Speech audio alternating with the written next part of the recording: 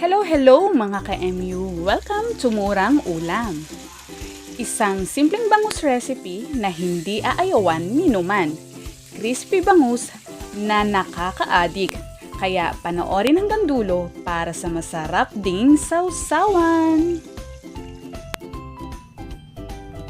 Gagamit tayo dito ng bawang. Kailangan yung pinong-pinong.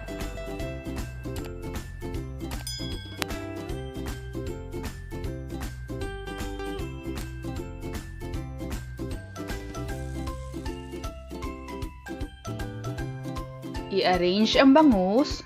So, ang ginamit ko dito ay bangus belly. Pwede po kayong gumamit ng ibang parte ng bangus.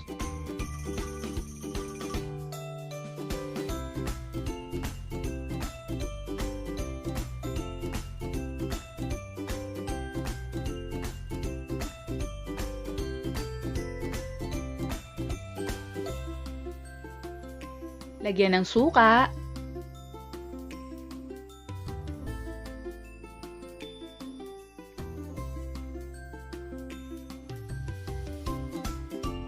Asin,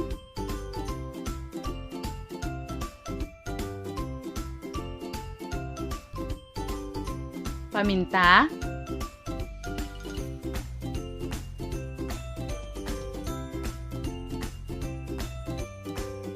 at ang minced garlic.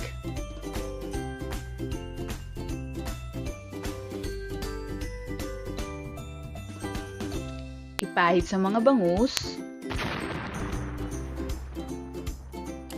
At hahayaan natin to, set aside natin for about 20 minutes. So, after 20 minutes, i-coat natin siya sa breading, which is hindi ko na i-film, sorry, but it's composed of half cup cornstarch, half cup flour, and 1 teaspoon of salt.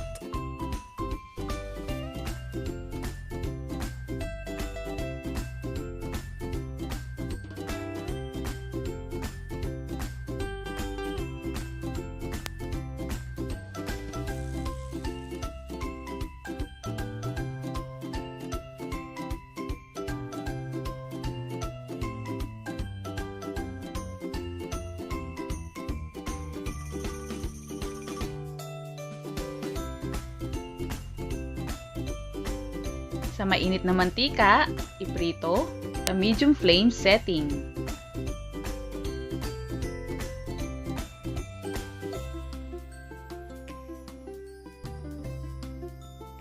Panoorin mo hanggang dulo ka MU dahil ipapakita ko naman sa'yo ang masarap na sawsawan.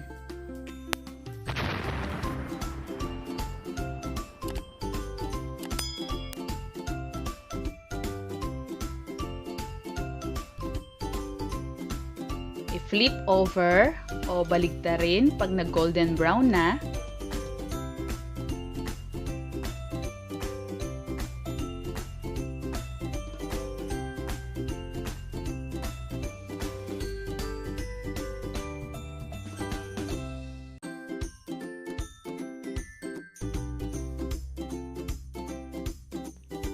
Muli, sa mga nagluluto ng ating mga recipes, please send your photos sa ating social media accounts sa Instagram at Facebook page. Basta hanapin nyo lang po Murang Ulam para ma-shoutout ko na rin po kayo para masaya. Salamat po!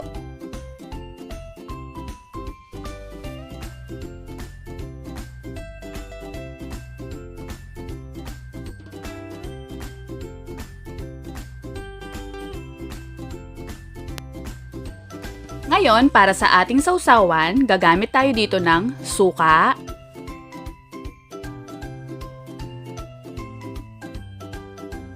toyo,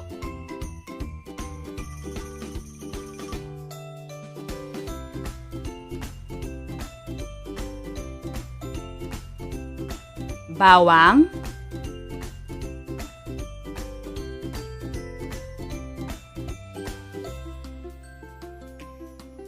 sibuyas,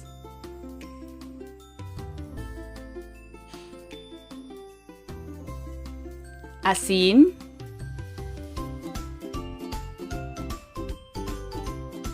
paminta,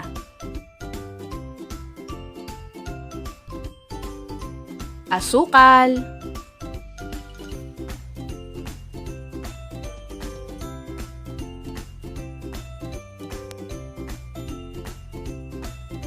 at siling labuyo pero optional po.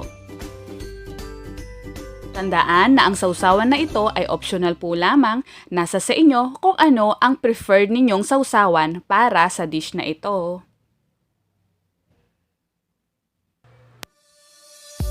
Narito na ang ating Crispy Bangus.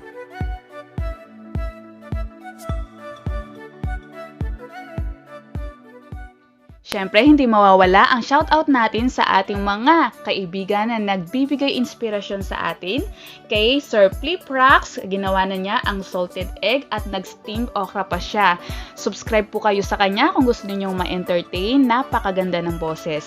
Ganon din po, shoutout din po kay Ma'am Gina Uyani. Wow, ginawa po niya ang crispy okra at napakasarap daw.